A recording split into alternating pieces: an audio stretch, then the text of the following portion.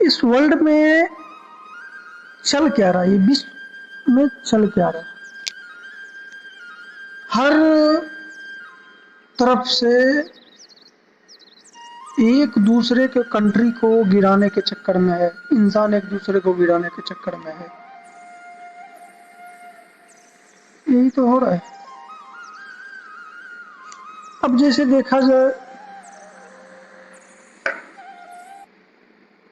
हर एक देश का कुछ ना कुछ टुकड़ा होते गया। पिछले 100 साल की बात किया जाए तो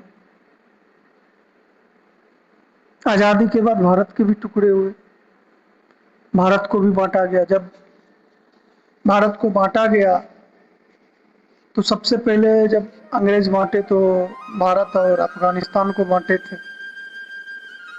भारत और अफगानिस्तान के बीच में उस टाइम जो लाइन खींची गई थी, शायद उस लाइन का नाम डुरंड लाइन रेखा है। और म्यांमार को भी बांट दिए थे, जिसको पहले बर्मा के नाम से जानते थे, आज म्यांमार है। आज भी कुछ देश ऐसे हैं जो एक दूसरे को तोड़ने के चक्कर में है और टूटते भी हैं। अब हम अपने पड़ोसी की बात कर ले, पाकिस्तान एक देश नहीं बचा है। पाकिस्तान वो एक देश नहीं बचा है, वो बांग्लादेश है। और कुछ भरोसा नहीं कर सकते, कुछ दिन के बाद ऐसा भी हो जाए कि वो बलूचिस्तान भी बन सकते हैं। अब जैसे एक देश है चेकोस्लाविया, चेकोस्लाविया का भी 2 टुकड़े हो चुके हैं।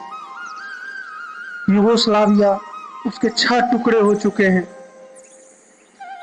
यूएसएसआर, जिसको आज हम लोग रसिया के नाम से जानते थे, रसिया के नाम से जाना जाता है, रूस के नाम से जाना जाता है, यूएसएसआर का भी 15 टुकड़े हुए हैं।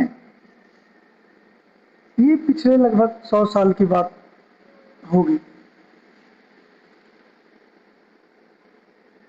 भारत एक, जब से देश आजाद हुआ, आजाद होना लगभग 79 साल 80 साल के आसपास हो गया, 1947 80 साल। तो तब से भारत एक, ऐसा नहीं इनके टुकड़े करने के लिए नहीं आए, टुकड़े करने के लिए बहुत सारे देश के बाहरी और देश के भीतर, हमारे देश के अंदर भी है जो चाहते हैं कुछ हो, देश के बाहर के तो चाहते ही हैं। इस देश में तो कहा ही नहीं जा सकता, अजमल कसाब को फांसी से बचाने के लिए भी वकील खड़े हो जाते हैं। ये तो ऐसा देश है।